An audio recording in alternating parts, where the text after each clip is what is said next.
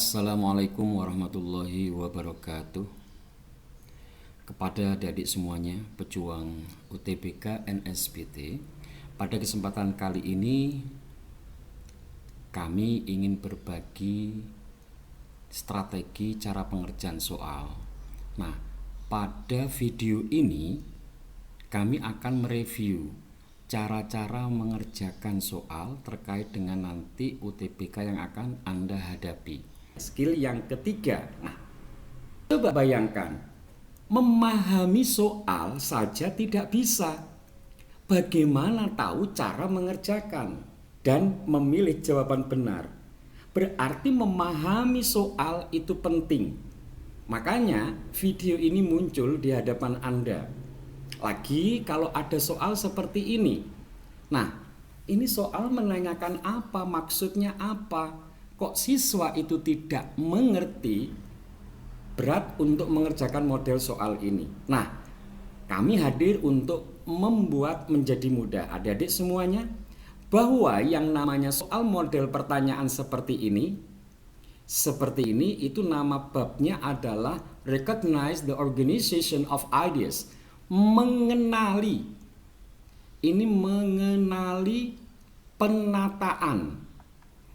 penataan ide. Seorang penulis teks mempunyai kebebasan untuk menata paragrafnya, ya, entah itu dipertentangkan, entah itu saling mendukung dan sebagainya. Itu haknya penulis bacaan. Sekali lagi, bahwa skill 2 itu kita diajak untuk mengenali penataan ide oleh sang penulis. Nah, model-model pertanyaannya ini ada di. Nah, ini dia, Anda harus kenal. Oh, kalau ada how is the information in the passage organized, berarti Anda ditanyain skill 2. Kalau ada pertanyaan nomor 2, how is the information of the second paragraph, dikaitkan dengan informasi di paragraf pertama, itu berarti kita disuruh mengenali penataan. Kalau ada model seperti ini adik-adik, sadari Anda sebenarnya sedang ditanya hubungan antar paragraf. Apakah dijabarkan atau penjabaran, apakah dikontraskan atau pengontrasan, perlawanan, ataukah dibandingkan atau perbandingan, ataukah pendeskripsian. Adik-adik semuanya, nanti Anda lihat cara mengerjakannya. Ini paragraf 1. Semisal, ini paragraf 2. Anda ditanya hubungan antar paragraf. Berarti kalau namanya saja hubungan, berarti adik-adik Anda harus memahami bahwa nanti kata-kata yang ada di paragraf 2 ini nanti menjadi penting. Kenapa Pak kok penting? Paragraf 2 menjadi penting kenapa? Karena di sini nanti akan muncul penanda hubungan.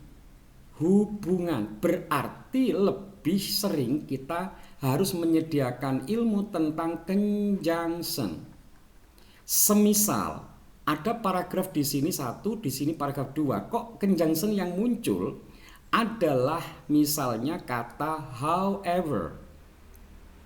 However, berarti Anda harus paham however itu menyatakan apa? Menyatakan kontras. Berarti cari saja jawaban yang menyatakan kontras. Seperti B itu misalnya. Kok di sini nanti ada kata semisal addition to. Berarti ini menyatakan penegas. Berarti ini menyatakan penegas. Berarti nanti ini menyatakan support, pendukung, dan sebagainya. Jadi nanti Anda cukup memperhatikan paragraf 1 dan paragraf 2, cari kata kunci yang ada di sini adik-adik. Kata kuncinya ini paragraf 2, ini ngapain paragraf 1? Sekali lagi, paragraf 2 ngapain paragraf 1? Demikian juga model soal yang pertama bisa ditulis dengan model kalimat yang kedua, yang ini. Hati-hati kalau ketemu soal seperti ini adik-adik, di situ dinyatakan bagaimana informasi di paragraf ketiga berbeda dengan paragraf kedua. Yang harus Anda lakukan langkah pertama untuk materi soal ini adalah pahami bahwa inti pembicaraan adalah paragraf 3 karena di sini ditulis paragraf ketiga. Nah, sekarang Anda lakukan paragraf 3 ini ngapain paragraf sebelumnya? Sekali lagi, pernyataan yang ada di paragraf 3 adalah menjadi fokusitas Anda. Harus fokusitas Anda di sini. Paragraf 3 ngapain paragraf 2? Paragraf 3 ngapain paragraf 1? Itu nanti akan jelas sekali hubungannya. Apakah perlawanan? Apakah dukungan? Paragraf 3 mendukung paragraf 2 misalnya seperti itu. Apakah perbandingan? Paragraf 2 apakah membandingkan dengan paragraf 2? Paragraf 3 apakah membandingkan dengan paragraf 2? Jangan dibalik paragraf 2 terhadap paragraf 3. Tidak. Yang bawah konsepnya begini adik-adik kalau mengerjakan soal nanti. Anda harus fokus paragraf bawah ngapain paragraf atas. Apakah nanti perlawanan? Apakah nanti dukungan? Apakah nanti membandingkan? Jadi tetap fokusnya adalah yang paragraf bawah 3 dan 2. Yang bawah adalah paragraf 3. Berarti yang menjadi inti permasalahan adalah paragraf 3 ngapain paragraf sebelumnya. Apakah melakukan perlawanan? Apakah melakukan dukungan? Apakah melakukan perbandingan? Ini sekilas tentang skill yang kedua adik-adik. Pun kalau ini nanti bisa, semoga poinnya 4 soal sudah Anda kantongi jawaban benar. Tinggal memang ini ada dukungan yang harus Anda kuasai, yaitu kosakata. Kan ya repot kalau nanti sampai nggak ngerti artinya ini. Kan repot kalau Anda nggak ngerti artinya ini. Ini yang menjadi penting ini. Repot juga kalau Anda nggak ngerti artinya ini. Nah, sampai perbanyak kosakata yang terkait dengan kata kerja seperti itu. Berikutnya adik-adik, untuk yang soal berikutnya, model soal berikutnya adalah seperti ini. Nah, hati-hati dengan soal ini. Ini bisa dikatakan mudah tetapi perlu ketelitian. Kenapa Pak? Model soal ini nama babnya adalah menjawab pertanyaan detail yang tersurat. Berarti ini jawabannya ada di dalam teks. Model-model kalimat tanyanya adalah seperti ini. Nah, ini dia. According to, menurut teks, berarti kan ada di dalam teks. Apalagi ini dinyatakan. Ini yang sering keluar. Dinyatakan di dalam teks, berarti kan tersurat. Passage indicates ini juga sama. Which of the following is true? Ini adalah kategori skill yang ketiga. Caranya bagaimana? Langkah yang pertama, pahami bahwa di soal ini nanti yang benar ada 1, yang salah ada 4. Salah menurut teks, benar menurut teks. Karena soal ini kan ditanyakan mana yang benar berdasarkan teks. Langkah yang kedua, adik-adik, cari keyword. Cari keywordnya. Keyword yang ada di mana? Keyword itu bisa di soal, keyword itu bisa di option. Ini yang harus sampean sadari.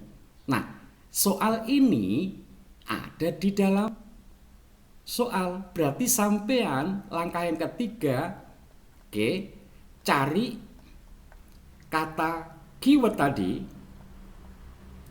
keyword yang sudah Anda temukan di dalam teks. Apakah tulisan yang ada ini sesuai dengan ini?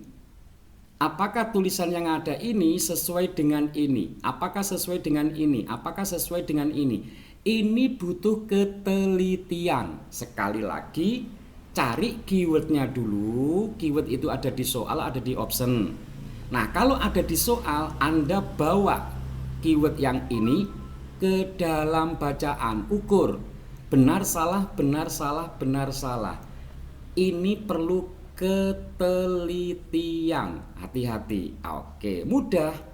Tapi kalau nggak teliti bisa nanti tertipu sama teks. Oke, saya kira untuk skill yang ketiga cukup. Yang berikutnya adik-adik semuanya. Untuk yang berikutnya ini, nah ada kalimat seperti ini. The following sentences reflect the author's opinion in the passage. Kecuali. Berarti Anda harus menyatakan bahwa ada 4 jawaban benar.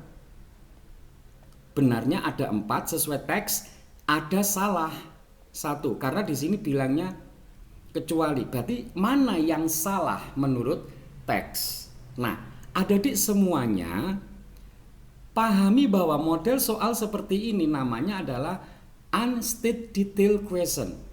Pertanyaan detail yang jawabannya dinyatakan secara tersirat.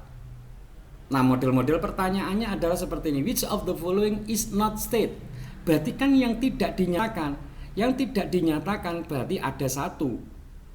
4 option berarti ada 4. Benar menurut teks, salah menurut teks. Berarti yang diambil harus ini toh. Yang ini yang harus diambil karena kecuali. Berarti disuruh mencari yang salah. Yang benar jangan diambil karena yang ditanyakan yang salah. Demikian juga nomor 2. Yang tidak disebutkan di dalam teks, yang tidak dibahas di dalam teks. Berikut ini benar. Benarnya kan pakai are.